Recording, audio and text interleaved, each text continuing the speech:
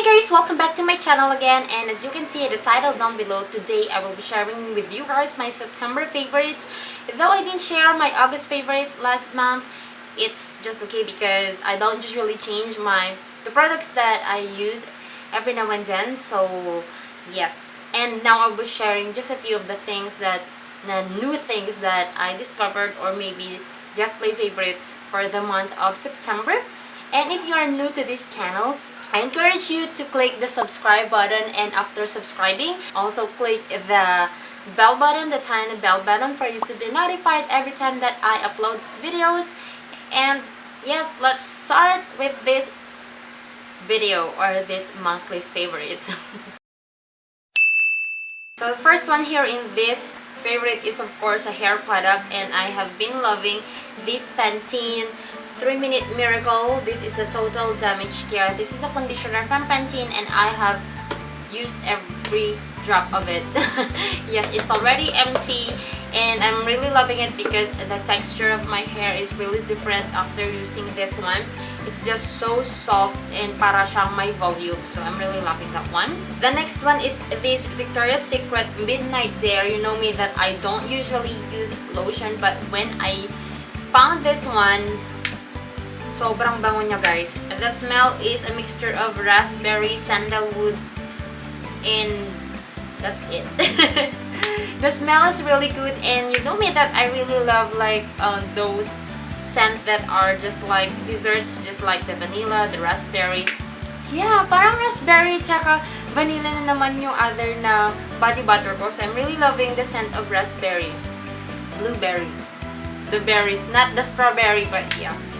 I really love this one, and I have been using it for the past 3 weeks already, and nandito na siya yung laman niya. So yes. And of course, if you're following me in my vlogs and in my, my daily vlogs, not really daily, but yeah, in my vlogs, I have been suffering with my acne or my pimples. As you can see right now, I really can't cover this pimp. And I don't want to ruin everything. Ayoko naman palalain, panalagyan ng more products and all those things. That's why I am using this Pond's Acne Clear Anti-Acne Facial Foam. This is the new one. I can't find yung parang gel na nilalagay, but I've seen reviews of this product, and with the gel, hindi siya masyadong effective. But with this one, nag-dry up naman yung pimples ko. So good that I have this, but I don't know kung na-try nyo na yung my gel. Yung gel siguro hindi siya masyadong effective, but this one is really good on me.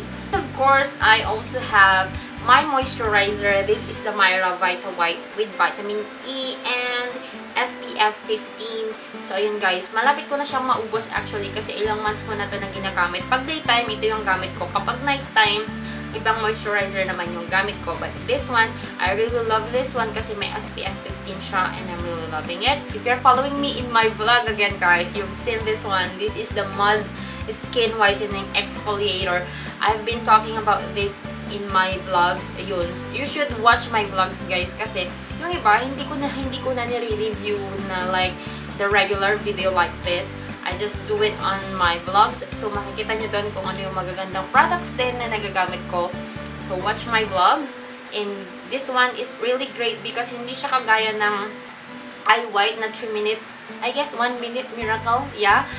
Yun kasi, antay mo pa na maglusan yung chemicals na, I mean, the liquid, and you will wait for the chemical reaction na mangyayari sa skin mo para magkaroon siya ng scrubbing effect.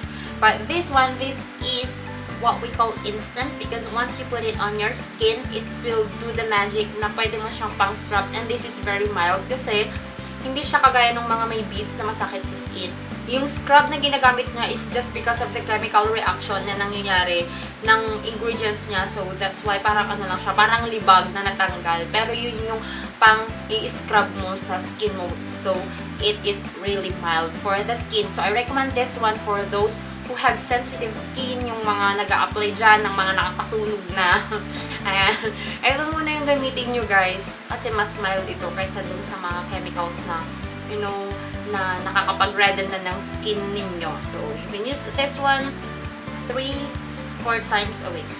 And of course, if you're also watching my vlogs, you've seen that I usually use this one. This is the Eye White Nose Pack Ayan, very effective siya guys. I usually use this 3 times a week. Ayun siya kasi natatanggal niya.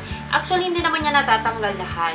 But yun, makikita mo talagang may natanggal siya kasi yun yung mga palabas na talaga, hindi yung pilit na tinatanggal. So, kung ano lang yung mga lalabas na mga whiteheads mo, blackheads mo, yun lang talaga yung tatanggalin niya.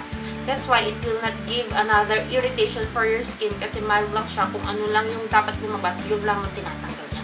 That's why I'm really loving this one. And of course, let's go to makeup or cosmetics. I only have 2 products here. This is the Jordana lip liner in the shade Mulberry.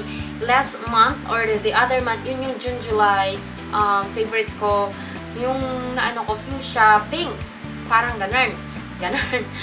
But, akala ko dalawa ang ganun ko, fuchsia pink ko. And then I discovered, magkaiba pala sila ng I mean, what do you call this? ng color. So, let me swatch this one. Ayan, this is a little bit darker. Ayan.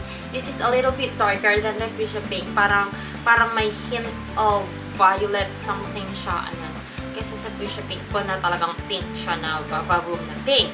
So, that's it. I'm really loving it. And of course, for the last item here in my favorite is this Lancome. Hindi nyo na siya mababasa guys kasi ano lang to, parang sample lang siya. And I don't know if I already shared this one last month or the other month, but I'm still loving it.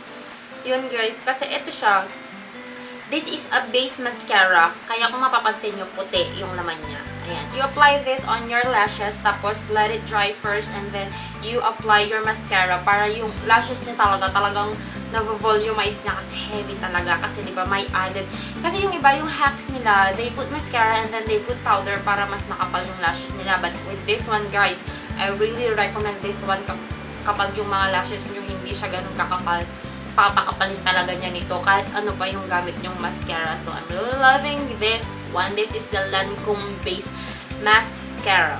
So, that's all for my favorites. I hope you enjoyed watching this one. And if you did, please give this video a thumbs up. And don't forget to click the subscribe button and the bell button. And don't forget to follow me in my Instagram and in my Facebook account. My username is JoyOfMia. And I'll see you again guys in my next video. Bye! We don't talk anymore. We don't talk anymore.